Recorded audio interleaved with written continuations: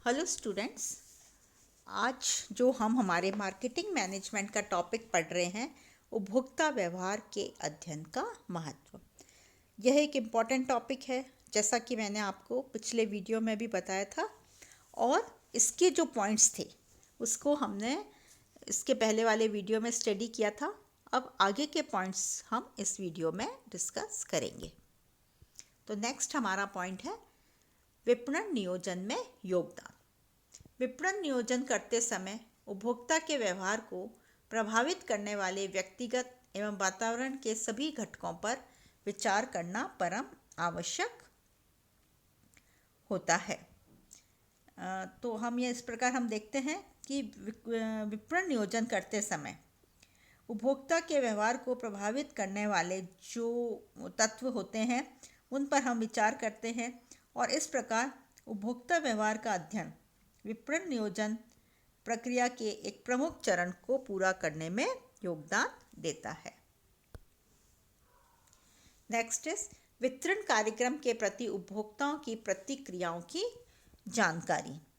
संस्था में विपणन कार्यक्रम के प्रति उपभोक्ता की क्या प्रतिक्रिया है को जानने के लिए भी उपभोक्ता व्यवहार का अध्ययन अति आवश्यक हो जाता है।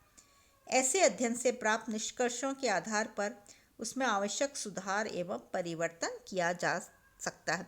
जैसा कि आपने देखा होगा कि जब भी हम कोई प्रोडक्ट खरीदते हैं उसके बाद वहाँ के ऑफिस से एक फ़ोन आता है और हमसे जानकारी चाहते हैं कि whether we are satisfied with the product और नॉट, या आपको जो आप आए शॉप पे आपके एक्सपीरियंस क्या रहे, आप प्रोडक्ट यूज़ कर रहे हैं, कैसा एक्सपीरियंस रह रहा है, आपको ये प्रोडक्ट पसंद आ रहा है या आपको इसमें कुछ कमी नज़र आ रही है तो भी वह हमसे पूछते हैं।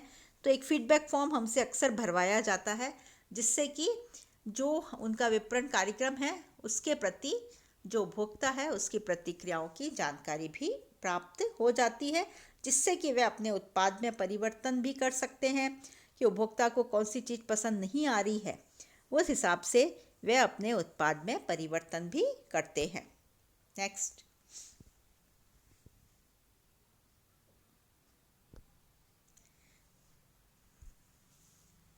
इज नीतियों के निर्धारण में सहायक। उत्पाद या सेवा का मूल्य सदैव उसकी लागतों से ही प्रभावित नहीं होता है, बल्कि उपभोक्ताओं के व्यवहार से भी प्रभावित होता है।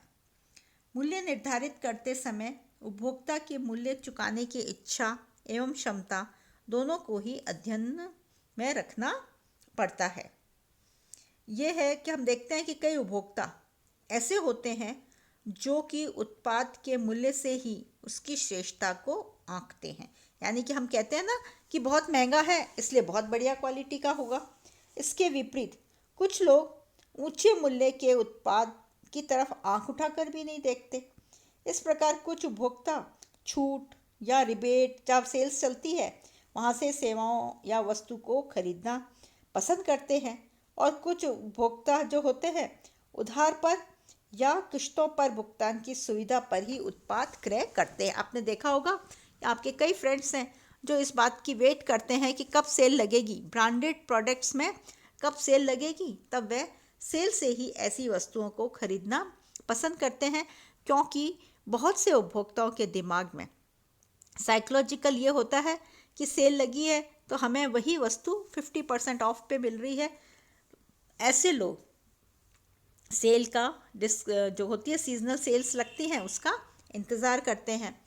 कई लोग ऐसे होते हैं वह यह देखते हैं कि मुझे तो है वस्तु अभी खरीदनी है लेकिन मैं भुगतान तो किस्तों में ही करूँगा, तो वह ऐसे सेलर्स को ढूंढते हैं जहाँ से उन्हें लोन की फैसिलिटी अच्छे से मिल जाती है।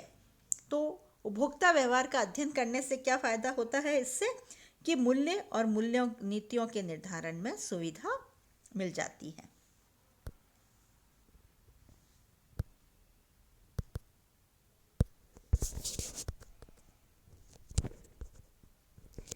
वितरण नीतियों एवं मध्यस्थों के निर्धारण में सुविधा।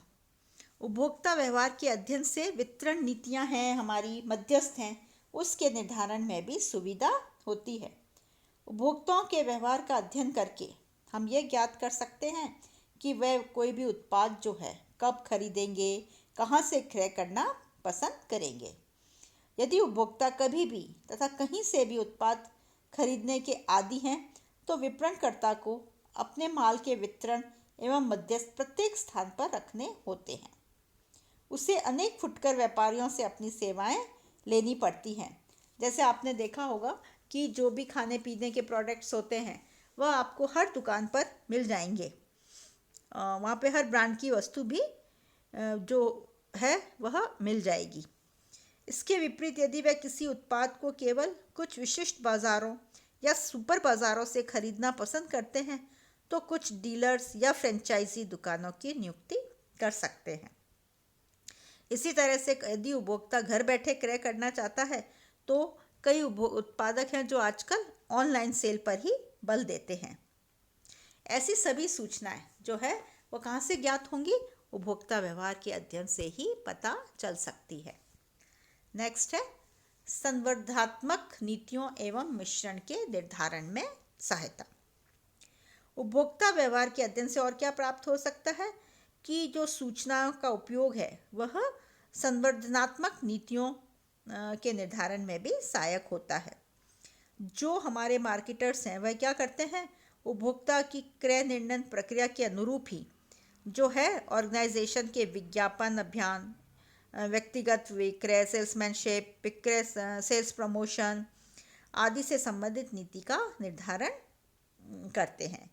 विज्ञापन अभियान एवं विक्रय संवर्धन कार्यक्रम में क्रेताओं की क्रय प्रेरणाओं एवं आवश्यकताओं को संतुष्ट करने का विशेष ध्यान दिया जा सकता है। नेक्स्ट है उपभोक्ता दायित्व की पूर्ति। उपभोक्ताओं के व्यवहार का अध्ययन करके ही जो विपणन करता है उपभोक्ताओं की अपेक्षाओं को ज्ञात कर सकता है। वह उनके प्रति अपने पूर्ण रहे दायित्वों को समझ सकता है और इसी प्रकार वह अपने भावी जो उसका मार्केटिंग कार्यक्रम है उसका निर्धारण भी कर सकता है। इसी के साथ साथ हम देखते हैं कि उपभोक्ता व्यवहार का अध्ययन करके अनेक संस्था तथा संस्थाओं के उत्पादों के प्रति जो नकारात्मक या सकारात्मक व्यवहार है उपभोक्ता का उसे समझा जा सकता है। और क्या किया जा सकता है कि व्यवहार के इन पहलुओं को ज्ञात करने के बाद विपणनकर्ता ऐसी विपणन स्ट्रेटजी बनाने का निर्णय कर सकता है जिससे उपभोक्ताओं की नेगेटिव जो धारणा है उन्हें पॉजिटिव विचारधारा में बदला जा सके। ऐसा कर वह उनकी शिकायतों का समाधान करके और अपूर्ण अपेक्षाओं को संतुष्ट करके कर सकता है।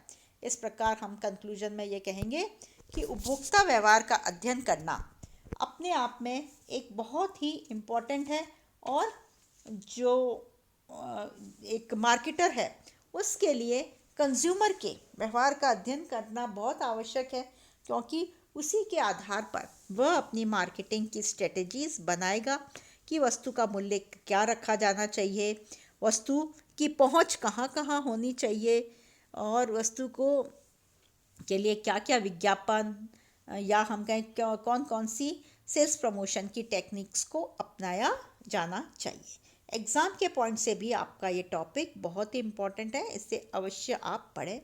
Thank you.